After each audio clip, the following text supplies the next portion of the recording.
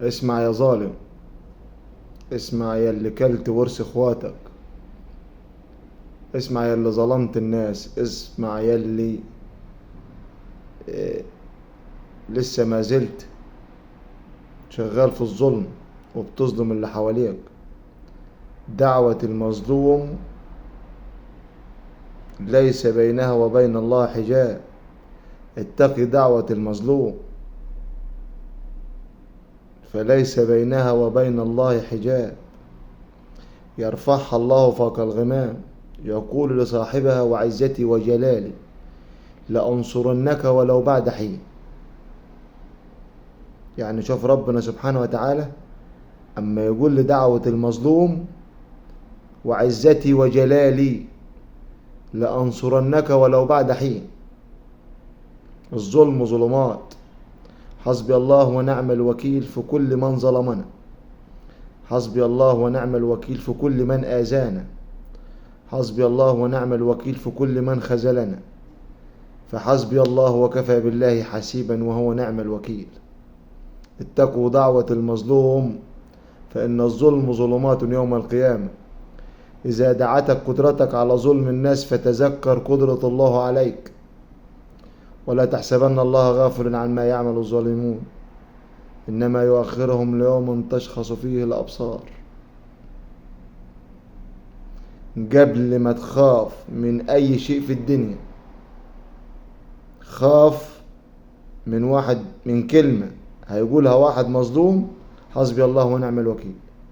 الكلمة دي ممكن تقلب حياتك إلى جحيم.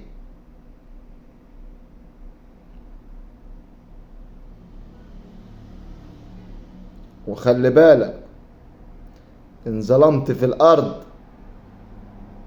عدالة السماء موجودة. ربنا سبحانه وتعالى قال يا عبادي إني حرمت الظلم على نفسي وجعلته بينكم محرما فلا تظالموا. لا تظلمن إذا ما كنت مقتدرا، فالظلم ترجع عقباه إلى الندم. تنام عيناك والمظلوم منتبه يدعو عليك وعين الله لن تنم. لا إله إلا الله. اتقي دعوة المظلوم فإنها ليس بينها وبين الله حجاب. الظلم ظلمات. الناس اللي بتظلم اتقوا الله شوية، خافوا ربنا، خافوا على أهاليكم، خاف على عيالك، خاف على دنيتك، خاف على آخرتك. اتقوا الله شوية، ارحموا روحكم.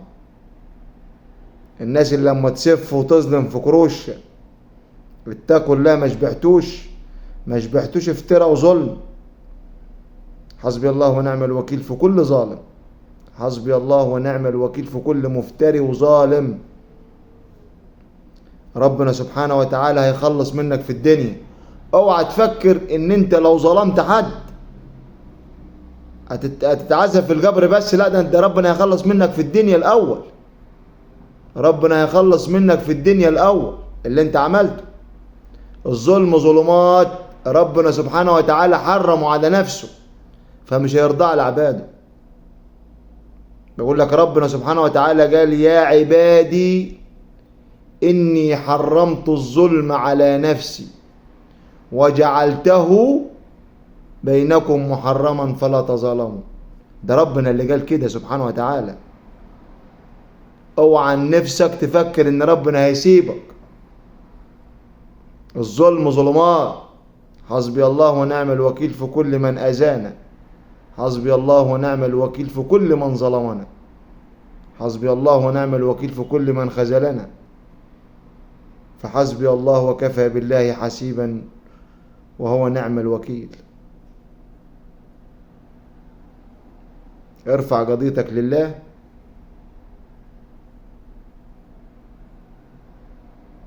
وقاد السماء هو اللي في ايده الحل، وقول حسبي الله ونعم الوكيل بس، وكفى بالله حسيبا.